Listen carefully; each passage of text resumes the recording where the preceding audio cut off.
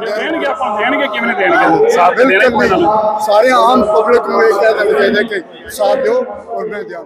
ਤੇ ਸਾਨੂੰ ਇੱਕ ਕਾਮਨ ਪਲੇਟਫਾਰਮ ਬਣਾਉਣਾ ਪਏਗਾ ਜਿਸ ਦੇ ਵਿੱਚ ਇਹ ਤੁਸੀਂ ਵੀ ਦੇਖਿਆ ਹੋਣਾ ਕਿ ਪੋਲੀਟੀਕਲ ਜਿਹੜਾ ਉਹਨਾਂ ਦਾ ਏਜੰਡਾ ਸੀ, ਜਿਹੜੀ ਸੈਂਟਰ ਦੇ ਵਿੱਚ ਉਹਨਾਂ ਦੀ ਸਰਕਾਰ ਬੈਠੀ ਹੈ, ਉਹਨਾਂ ਦਾ ਗੁਣਗਾਨ ਉਹਨਾਂ ਨੇ ਕੀਤਾ ਤੇ ਖੈਰ ਅਸੀਂ ਉਸ ਪਾਸੇ ਵੀ ਨਹੀਂ ਸਾਂ ਜਾਣਾ ਚਾਹੁੰਦੇ, ਲੇਕਿਨ ਉਹਨਾਂ ਨੇ ਇਹ ਚੀਜ਼ ਕੀਤੀ ਹੈ ਤੇ ਅਸੀਂ ਇਹ ਚੀਜ਼ ਵੀ ਕਵਾਂਗੇ। ਸਾਡੀ ਜਿਹੜੀ ਕਮਿਊਨਿਟੀ ਦੀ ਸਟਰੈਂਥ ਹੈ ਉਹ ਗਵਰਨਮੈਂਟ ਨੂੰ ਪਤਾ ਲੱਗੇ, ਕਿਉਂਕਿ ਇਹ ਜਿਹੜੀਆਂ ਚੀਜ਼ਾਂ ਹਨ ਗਵਰਨਮੈਂਟ ਜਿਹੜੀ ਹੈ ਉਹ ਦੇਖਦੀ ਹੈ ਕਿ ਇਹਨਾਂ ਦੀ ਸਟਰੈਂਥ ਕੀ ਹੈ।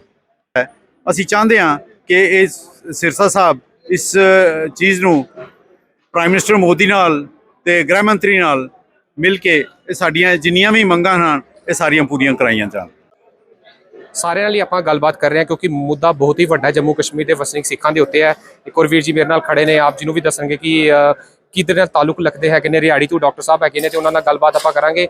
ਮਸਲਾ ਇਹੀ ਹੈਗਾ ਕਿ ਕਾਫੀ ਡੈਲੀਗੇਸ਼ਨਸ ਆਏ, ਜੋ ਮੈਂ ਉਹਨਾਂ ਤੋਂ ਵੀ ਸਵਾਲ ਜਵਾਬ ਲੈ ਰਿਹਾ ਸੀ ਕਿ ਕਾਫੀ ਡੈਲੀਗੇਸ਼ਨਸ ਆਏ, ਆਪਾਂ ਮੈਮੋਰੈਂਡਮ ਵੀ ਸਬਮਿਟ ਕੀਤੇ ਵੱਖ-ਵੱਖ ਥਾਵਾਂ ਤੇ ਵੱਖ-ਵੱਖ ਨੁਮਾਇੰਦਿਆਂ ਦੇ ਵੱਲੋਂ ਦਿੱਤੇ ਗਏ ਉਹਨਾਂ ਨੂੰ ਮੈਮੋਰੈਂਡਮ, ਲੇਕਿਨ ਉਹ ਮੈਮੋਰੈਂਡਮ ਇੱਕ ਕਾਗਜ਼ ਦੀ ਰੱਦੀ ਬਣ ਕੇ ਰਹਿ ਗਿਆ, ਉਸਦੇ ਉੱਪਰ ਕੋਈ ਅਮਲੀ ਜਾਮਾ ਨਹੀਂ ਪਹਿਨਾਇਆ ਗਿਆ। ਕੀ ਉਮੀਦ ਲੱਗਦੀ ਅੱਜ ਦੇ ਉੱਪਰ ਤੁਹਾਨੂੰ, ਕਿਹੋ ਜਿਹੀ ਗੱਲਾਂ ਉਹਨਾਂ ਨੇ ਕੀਤੀ ਗਈਆਂ ਤੇ ਕਿਹੋ ਜਿਹਾ ਰਹੇਗਾ ਅੱਗੇ ਦਾ, ਕਿਉਂਕਿ ਅੱਜ ਤੁਸੀਂ ਪੂਰੀ ਉਹਨਾਂ ਦੀ ਗੱਲਬਾਤ ਸਟੇਜ ਦੇ ਉੱਤੇ ਸੁਣੀ ਹੈ। ਵਾਹਿਗੁਰੂ ਜੀ ਕਾ ਖਾਲਸਾ, ਸ੍ਰੀ ਵਾਹਿਗੁਰੂ ਜੀ ਕੀ ਫਤਿਹ।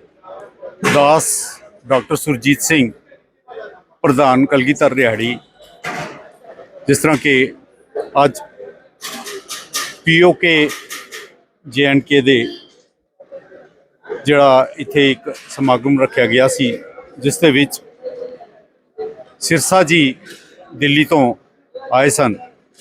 ਸਾਡੇ ਵਾਸਤੇ ਇੱਕ ਬੜੇ ਮਾਣ ਦੀ ਗੱਲ ਹੈ ਉਹ ਕਿ ਇੱਥੇ ਦੀ ਸਿੱਖ ਸੰਗਤ ਵਿੱਚ ਆ ਕੇ ਉਹਨਾਂ ਨੇ ਆਪਣੀ ਸ਼ਮੂਲੀਅਤ ਕੀਤੀ ਹੈ।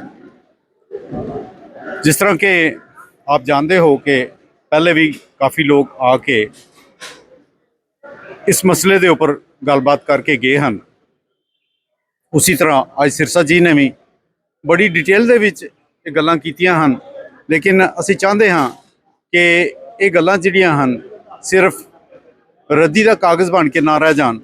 ਜਿਸ ਤਰ੍ਹਾਂ ਕਿ ਉਹਨਾਂ ਨੇ ਸਾਨੂੰ ਆਸ਼ਵਾਸਨ ਦਿੱਤਾ ਹੈ ਕਿ ਜਿਹੜੇ ਵੀ ਮਸਲੇ ਹਨ ਅਸੀਂ ਗਵਰਨਮੈਂਟ ਤੱਕ ਲੈ ਕੇ ਜਾਵਾਂਗੇ ਤੇ ਕੋਸ਼ਿਸ਼ ਕਰਾਂਗੇ ਇਹ ਸਾਰੇ ਮਸਲੇ ਜਿਹੜੇ ਹਨ ਹੱਲ ਕੀਤੇ ਜਾਣ।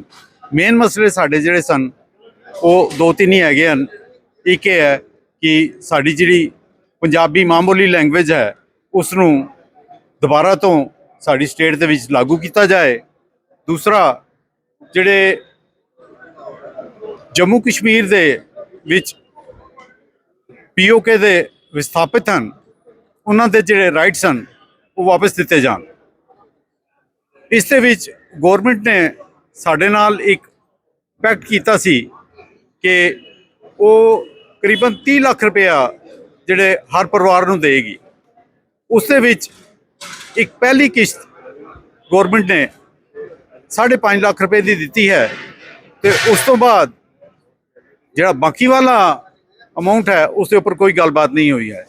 ਇਸ ਵਿਸ਼ੇ ਦੇ ਵਿੱਚ ਸਾਡੇ ਕੋਲ ਪਿੱਛੇ ਇਕਬਾਲ ਸਿੰਘ ਲਾਲਪੁਰ ਹੋਣੀ ਵੀ ਆਏ ਸਨ, ਉਹਨਾਂ ਨੇ ਵੀ ਸਾਡੇ ਨਾਲ ਬੜੀ ਅੱਛੀ ਗੱਲਬਾਤ ਕੀਤੀ ਤੇ ਉਹਨਾਂ ਨੇ ਵੀ ਸਾਨੂੰ ਇਹ ਆਸ਼ਵਾਸਨ ਦਿੱਤਾ ਸੀ ਕਿ ਅਸੀਂ ਇਸ ਬਾਰੇ ਦੇ ਵਿੱਚ ਪੂਰੀ ਤੁਹਾਡੀ ਮਦਦ ਕਰਾਂਗੇ ਤੇ ਸੈਂਟਰ ਗਵਰਨਮੈਂਟ ਦੇ ਨਾਲ ਗੱਲਬਾਤ ਕਰਾਂਗੇ।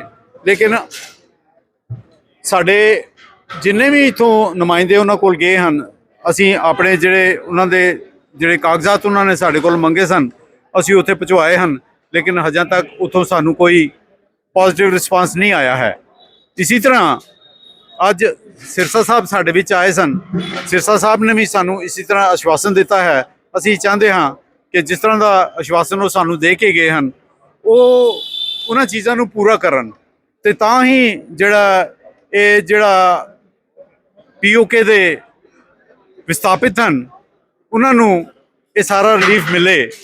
ਕਿਉਂਕਿ ਜਿਹੜੇ ਲੋਕ ਸਾਡੇ ਹਿੰਦੁਸਤਾਨ ਦੇ ਵਿੱਚ ਵਿਸਥਾਪਿਤ ਹੋਏ ਹਨ ਉਹ ਅੱਜ ਤੱਕ ਉਹ ਸਾਰੇ ਰਿਲੀਫ ਜਾਂ ਸਾਰੀਆਂ ਫੈਸਿਲਿਟੀਜ਼ ਲਾਇਆ ਕਰਦੇ ਹਨ, ਲੇਕਿਨ ਅਸੀਂ ਲੋਕ ਇੱਕ ਇਸ ਵਕਤ ਦੇਖਿਆ ਜਾਏ ਤੇ ਦੂਸਰੇ ਮੁਲਕ ਤੋਂ ਆ ਕੇ ਇੱਥੇ ਦੁਬਾਰਾ ਸੈਟਲ ਹੋਏ ਹਾਂ। ਲੇਕਿਨ ਸਾਡਾ ਇਹ ਸਾਰਾ ਜਿਹੜਾ ਪ੍ਰੋਗਰਾਮ ਹੈ ਇਹਨਾਂ ਨੇ ਪ੍ਰੋਪਰਲੀ ਹੈਂਡਲ ਨਹੀਂ ਕੀਤਾ ਹੈ। ਅਸੀਂ ਚਾਹੁੰਦੇ ਹਾਂ ਕਿ ਇਹ ਸਿਰਸਾ ਸਾਹਿਬ ਇਸ ਚੀਜ਼ ਨੂੰ ਪ੍ਰਾਈਮ ਮਿਨਿਸਟਰ ਮੋਦੀ ਨਾਲ ਤੇ ਗ੍ਰਹਿ ਮੰਤਰੀ ਨਾਲ ਮਿਲ ਕੇ ਇਹ ਸਾਡੀਆਂ ਜਿੰਨੀਆਂ ਵੀ ਮੰਗਾਂ ਹਨ ਇਹ ਸਾਰੀਆਂ ਪੂਰੀਆਂ ਕਰਾਈਆਂ ਜਾਣ। ਇੱਕ ਸਵਾਲ ਜ਼ਰੂਰ ਆਖਰੀ ਵਿੱਚ ਤੁਹਾਡੇ ਤੋਂ ਜ਼ਰੂਰ ਲੈਣਾ ਚਾਹਾਂਗਾ, ਕਿਉਂਕਿ ਜਦੋਂ ਮੈਂ ਉਹਨਾਂ ਤੋਂ ਸਵਾਲ ਜਵਾਬ ਕਰ ਰਿਹਾ ਸੀ, ਇੱਕ ਬੜਾ ਇੰਪੋਰਟੈਂਟ ਸਵਾਲ ਉਹਨਾਂ ਤੋਂ ਪੁੱਛਿਆ ਸੀ। ਜਿੱਦਾਂ ਅੱਜ ਅਸੀਂ ਵੇਟ ਕੀਤਾ ਉਹਨਾਂ ਦਾ ਨਾ, ਸਿੱਖ ਨੁਮਾਇੰਦਾ ਸਿੱਖ ਚਿਹਰਾ ਆਇਆ ਸੀ, ਉਹਨਾਂ ਨੂੰ ਆਪਣੇ ਮੈਮੋਰੈਂਡਮ ਦਿੱਤੇ ਅੱਗੇ ਨੇ। ਉੱਦਾਂ ਹੀ ਪਬਲਿਕ ਸਰਵਿਸ ਕਮਿਸ਼ਨ ਤੇ ਜਦੋਂ ਡੀਲਿਮਿਟੇਸ਼ਨ ਪ੍ਰੋਸੈਸ ਹੋਈ ਹੈ ਉਸ ਦੇ ਵਿੱਚ ਕਾਫੀ ਰਿਜ਼ਰਵ ਵੀ ਰੱਖੀ ਗਈਆਂ ਸੀਟਾਂ। ਪਹਿਲੇ ਸਿੱਖ ਨੁਮਾਇੰਦਾ ਹੁੰਦਾ ਸੀ ਪਬਲਿਕ ਸਰਵਿਸ ਕਮਿਸ਼ਨ ਦੇ ਵਿੱਚ, ਹੁਣ ਨਹੀਂ ਹੈ। ਜਦੋਂ ਮੈਂ ਇਹਦੇ ਉੱਪਰ ਸਵਾਲ ਲਿਆ ਤੇ ਉਹਨਾਂ ਨੇ ਕਿਹਾ ਕਿ ਕੌਮ ਦੇ ਉੱਪਰ ਦੇਖ ਕੇ ਸੀਟਾਂ ਡਿਵਾਈਡ ਨਹੀਂ ਹੁੰਦੀਆਂ ਹੈਗੀਆਂ ਨੇ। ਖਾਲੀ ਸਿੱਖਾਂ ਦੇ ਨਾਲ ਹੀ ਐਸੀ ਗੱਲ ਹੁੰਦੀ, ਜਦੋਂ ਸਿੱਖਾਂ ਨੂੰ ਕੋਈ ਦੇਣਾ ਆਉਂਦਾ ਤੇ ਉਹਲੇ ਕਮਿਊਨਿਟੀ ਗੱਲ ਆ ਜਾਂਦੀ ਹੈ, ਜਿਹੜੇ ਬਾਕੀ ਨੂੰ ਵਫਦ ਨੂੰ ਦਿੱਤਾ ਜਾਂਦਾ ਤੇ ਉਹਲੇ ਕੁਝ ਹੋਰ ਡਿਸਕਸ਼ਨਸ ਹੋ ਜਾਂਦੀਆਂ ਹੈਗੀਆਂ ਨੇ। ਇਸ ਦੇ ਉੱਪਰ ਮੈਨੂੰ ਅੱਜ ਤੱਕ ਕੋਈ ਪਰਫੈਕਟ ਜਵਾਬ ਨਹੀਂ ਮਿਲਿਆ। ਗੋਲਮੋਲ ਹੀ ਕਿਉਂ ਜਵਾਬ ਮਿਲਿਆ? ਤੁਸੀਂ ਕੀ ਵਿਚਾਰ ਰੱਖਦੇ ਹੋ ਇਸ ਦੇ ਉੱਪਰ? ਮੈਂ ਇਸ ਦੇ ਉੱਪਰ ਜਿਹੜੀ ਇਸ ਮਸਲੇ ਦੇ ਉੱਪਰ ਜਿਹੜੀ ਟਿੱਪਣੀ ਕਰਾਂਗਾ ਇਹ ਇਹੀ ਕਹਾਂਗਾ ਕਿ ਮੈਂ ਆਪਣੇ ਵੀਰਾਂ ਨੂੰ, ਜਿੰਨੇ ਵੀ ਇਸ ਵਕਤ ਸਾਡੇ ਸਿੱਖ ਵੀਰ ਹਨ, ਕਾਫੀ ਸਾਰੀਆਂ ਅਲੱਗ-ਅਲੱਗ ਸੰਸਥਾਵਾਂ ਬਣੀਆਂ ਪਈਆਂ, ਮੈਂ ਇਹ ਚਾਹਾਂਗਾ ਕਿ ਉਹ ਸਾਰੇ ਵੀਰ ਆਪਣੇ ਆਪਣੇ ਜਗ੍ਹਾ ਤੇ ਜਿਸ ਤਰ੍ਹਾਂ ਮਰਜ਼ੀ ਪ੍ਰੋਗਰਾਮ ਬਣਾਈ ਰੱਖਣ, ਲੇਕਿਨ ਇਹ ਖਾਸ ਕਰ ਇਹਨਾਂ ਮਸਲਿਆਂ ਦੇ ਉੱਪਰ ਮੈਂ ਚਾਹਾਂਗਾ ਕਿ ਇਹ ਸਾਰੇ ਵੀਰ ਇਕੱਠੇ ਹੋ ਕੇ ਇੱਕ ਕਾਮਨ ਪਲੇਟਫਾਰਮ ਬਣਾਉਣ। ਉਸ ਕਾਮਨ ਪਲੇਟਫਾਰਮ ਦੇ ਤਾਈਂ ਉਹ ਗੌਰਮੈਂਟ ਦੇ ਨਾਲ ਇਹਨਾਂ ਮਸਲਿਆਂ ਨੂੰ ਅੱਗੇ ਰੱਖਣ। ਅਸੀਂ ਇਹਨਾਂ ਮਸਲਿਆਂ ਦੇ ਉੱਪਰ ਅਸੀਂ ਤਾਂ ਹੀ ਅੱਗੇ ਵੱਧ ਸਕਦੇ ਹਾਂ ਅਗਰ ਅਸੀਂ ਇਹਨਾਂ ਮਸਲਿਆਂ ਦੇ ਉੱਪਰ ਸਾਡਾ ਇੱਕ ਕਾਮਨ ਮਿਨੀਮਮ ਪ੍ਰੋਗਰਾਮ ਨਹੀਂ ਹੋਏਗਾ ਤੇ ਸਾਨੂੰ ਇਹ ਜਿਹੜੀਆਂ ਚੀਜ਼ਾਂ ਇਹ ਸਾਨੂੰ ਕਦੇ ਵੀ ਮਿਲ ਨਹੀਂ ਸਕਦੀਆਂ। ਅਸੀਂ ਚਾਹਾਂਗੇ ਕਿ ਇਹਨਾਂ ਚੀਜ਼ਾਂ ਦੇ ਉੱਪਰ ਅਗਰ ਅਸੀਂ ਇਹ ਵਾਲੀਆਂ ਚੀਜ਼ਾਂ ਲੈਣੀਆਂ ਹਨ ਤੇ ਸਾਨੂੰ ਇੱਕ ਕਾਮਨ ਪਲੇਟਫਾਰਮ ਬਣਾਉਣਾ ਪਏਗਾ ਜਿਸ ਦੇ ਵਿੱਚ ਸਾਡੀ ਜਿਹੜੀ ਕਮਿਊਨਿਟੀ ਦੀ ਸਟਰੈਂਥ ਹੈ ਉਹ ਗਵਰਨਮੈਂਟ ਨੂੰ ਪਤਾ ਲੱਗੇ, ਕਿਉਂਕਿ ਇਹ ਜਿਹੜੀਆਂ ਚੀਜ਼ਾਂ ਹਨ ਗਵਰਨਮੈਂਟ ਜਿਹੜੀ ਹੈ ਉਹ ਦੇਖਦੀ ਹੈ ਕਿ ਇਹਨਾਂ ਦੀ ਸਟਰੈਂਥ ਕੀ ਹੈ। बहुत बहुत धन्यवाद आप जी का। इस चीज़ों में संगत के तरफों भी एप्रीसीएशन चाहता है। अपने मुँह तो मैं पहले बोल के क्यों नहीं दसी गल, क्योंकि सेम क्वेश्चन में मनजिंदर सिंह सिरसा को पूछा सी ते उन्होंने इस चीज़ तो इनकार कर दिया कि मैं कुछ बोलना ही नहीं है। बहुत बहुत धन्यवाद आप जी का, क्योंकि सब तो वड्डी घाट जी वेखण नूं मिलदी है आपसी भाईचारे की एकजुटता की मिसाल होनी चाहिए सी कि वफद की जरूरत ही ना पैंदी, साडे मसले अपनों आप ही हल हो जाते। इस तो पहले ऐसा जवाब किसी ने दिता, बहुत काबिल तारीफ है और बहुत बहुत धन्यवाद करता, क्योंकि जो जवाब मैं चाहता सा अज मैनूं लगता कि वो मिले। मैनूं बहुत बहुत धन्यवाद आप जी का। आप जी भी मैं चाहांगा कुछ दो शब्द अज की कन्वेंशन के उपर देने चाहोगे तो? ਸਾਡੇ ਡਾਕਟਰ ਸਾਹਿਬ ਇਹਨਾਂ ਨੇ ਤੁਹਾਡੇ ਨਾਲ ਇੱਕ ਵਿਸਤਾਰ ਦੇ ਨਾਲ ਸਾਰਾ ਕੁਝ ਦੱਸਿਆ। ਠੀਕ ਹੈ, ਅਸੀਂ ਕਹਿੰਦੇ ਆ ਜੀ ਸਾਡਾ ਇਹ ਮੰਚ ਸੀ ਅੱਜ ਜਿਹੜਾ ਇਹ ਬੁਲਾਇਆ ਗਿਆ ਤਾਂ ਸੀ ਸ਼ਰਨਾਰਥੀਆਂ ਦੇ ਵਾਸਤੇ। ਇੱਕ ਸ਼ਰਨਾਰਥੀ ਲਫ਼ਜ਼ ਵੀ ਜਿਹੜਾ ਨਾ ਇਹ ਸਾਡੇ ਵਾਸਤੇ ਬੜਾ ਗਲਤ ਹੈ। ਸਾਡੇ ਦਾਦਾ ਜੀ, ਸਾਡੇ ਫਾਦਰ ਸਾਹਿਬ, ਉਸ ਤੋਂ ਬਾਅਦ ਅਸੀਂ, ਸਾਡੀਆਂ ਸਮਝੋ ਕਿ ਚੌਥੀ ਪੀੜ੍ਹੀਆਂ ਵੀ ਜਿਸ ਵਿੱਚ ਚੌਥੀ ਪੀੜ੍ਹੀ ਸਾਡੀ ਜਾ ਰਹੀ ਹੈ। ਅੱਜ ਤੱਕ ਸਾਨੂੰ ਉਹ ਮੁਕਾਮ ਹਾਸਲ ਨਹੀਂ ਹੋਇਆ ਜੋ ਕੁਛ ਅਸੀਂ ਇਸ ਲਈ ਜਿਸ ਮੁਕਾਮ ਤੇ ਖੜੇ ਆ। ਇਹ ਸਾਡੇ ਬਜ਼ੁਰਗਾਂ ਦੀ ਇੱਕ ਆਪਣੀ ਮਿਹਨਤ ਹੈ। ਆਪਣੀ ਮਿਹਨਤ ਦੇ ਨਾਲ ਸਾਡੇ ਬਜ਼ੁਰਗਾਂ ਨੇ ਇਹ ਚੀਜ਼ ਬਣਾਈ ਹੈ।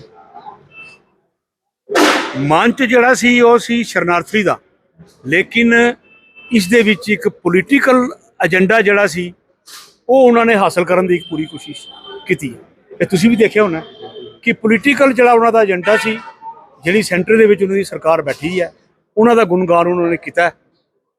ਤੇ ਖੈਰ ਅਸੀਂ ਉਸ ਪਾਸੇ ਵੀ ਨਹੀਂ ਜਾਣਾ ਚਾਹੁੰਦੇ, ਲੇਕਿਨ ਉਹਨਾਂ ਨੇ ਇਹ ਚੀਜ਼ ਕੀਤੀ ਹੈ, ਅਸੀਂ ਇਹ ਚੀਜ਼ ਵੀ ਕਵਾਂਗੇ। ਉਹਨਾਂ ਨੇ ਉਹ ਟਾਈਮ ਵੀ ਦਿੱਤਾ ਕਿਧਰੇ ਜਾਂ ਹੁਣ ਚਲੇ ਗਏ? ਨਹੀਂ, ਮੇਰੇ ਹਿਸਾਬ ਨਾਲ ਤਾਂ ਨਿਕਲ ਗਿਆ ਉਹਨਾਂ ਨੂੰ 4 ਵਜੇ ਵਾਪਸੀ ਫਲਾਈਟ ਆ ਉਹਨਾਂ ਦੀ, 4 ਵਜੇ ਫਲਾਈਟ ਆ ਉਹਨਾਂ ਦੀ। ਅਸੀਂ ਬਾਕੀ ਇਹੀ ਕਹਾਂਗੇ, ਅੱਜ ਸਾਡੇ ਵੀ ਦੇਖਣ ਦੇ ਵਿੱਚ ਇਹੀ ਆਇਆ ਕਿ ਸਾਡੀਆਂ ਕਈ ਸੰਸਥਾਵਾਂ ਜਿਹੜੀਆਂ ਨੇ ਉੱਥੇ ਨਹੀਂ ਆਈਆਂ। ਉਹ ਪਹਿਲਾਂ ਵੀ ਡਾਕਟਰ ਸਾਹਿਬ ਨੇ ਕਿਹਾ, ਹੁਣ ਵੀ ਅਸੀਂ ਕਹਿੰਦੇ ਆ, ਜਿੰਨੀ ਦੇਰ ਤੱਕ ਅਸੀਂ ਇਕਜੁੱਟ ਨਹੀਂ ਹੋਵਾਂਗੇ ਇੰਨੀ ਦੇਰ ਤੱਕ ਇਹ ਸਰਕਾਰਾਂ ਸਾਡੀਆਂ ਕਾਮ ਬਹੁਤ ਬਹੁਤ ਧੰਨਵਾਦ ਆਪ ਜੀ ਦਾ ਵੀਰ ਜੀ। ਵਾਹਿਗੁਰੂ ਜੀ ਕਾ ਖਾਲਸਾ, ਵਾਹਿਗੁਰੂ ਜੀ ਕੀ ਫਤਿਹ।